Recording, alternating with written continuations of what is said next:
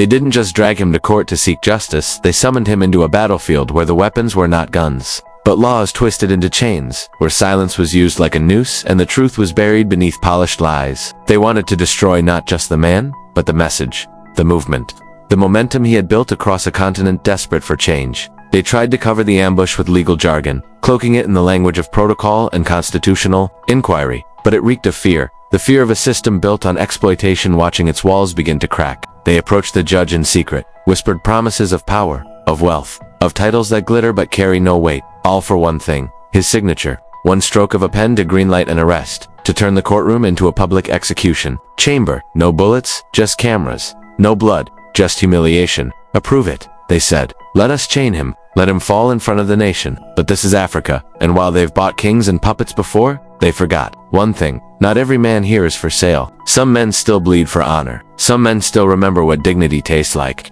That morning, Captain Ibrahim Traoré walked into the courtroom, not hidden behind tinted glass, not shielded by armed guards, but on foot, alone, walking like a soldier who had marched through storms, wearing the same dust-stained fatigues he wore on the battlefield. His presence said more than 1,000 speeches. I'm not afraid. I have nothing to hide. The courtroom trembled with silent electricity. Every seat was filled, every corridor choked with people holding their breath. Journalists clutched their cameras like weapons. Soldiers stood like frozen shadows against the walls. And outside, a sea of faces pressed to the windows, just to glimpse history unfolding. But this wasn't just about one man. This was about whether truth still had a voice. The charges were read aloud, carefully, almost respectfully, like a dagger being presented with a bow. Abuse of power, regional disruption, undermining constitutional stability.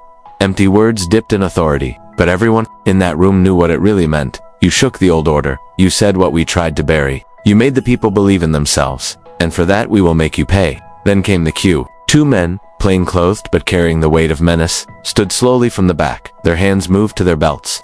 No rush, no drama, it was all rehearsed. They weren't just acting, they were following a script written by cowards, hiding behind titles. But the judge saw, the judge had seen the eyes of power before. He had seen what injustice looks like when it wears a suit. He stood not trembling, not confused, but like a man reclaiming the sacred ground beneath his feet. He raised a single hand. The room stilled. His voice didn't shout. It didn't need to. It cut like a blade forged in fire. It is a courtroom, not a battlefield, not a stage, not a weapon. Every eye turned. The two men froze mid-step. There will be no arrest here today. Not in my courtroom. Not under my watch. Not in the name of fear. A tremor rippled across the room outside. The wind itself seemed to hush. The officers looked to the back where power often hides, but no nod came. No command, just silence. And then came the words that broke the spell. You do not carry authority here.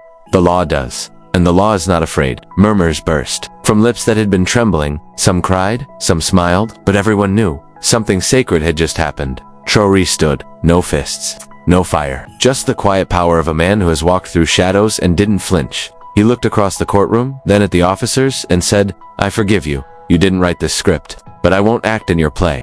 Then, to the judge today, you reminded us what justice means. And with that, he stepped back, not in surrender, but in respect. Not in fear, but in pride.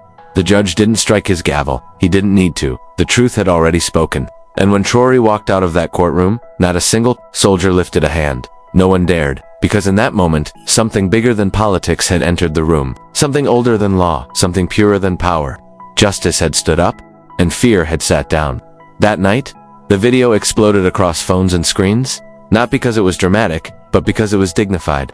A soldier who stood in silence. A judge who stood with him. A moment when Africa reminded the world, we are not weak. We are not for sale. And when justice speaks, it doesn't whisper.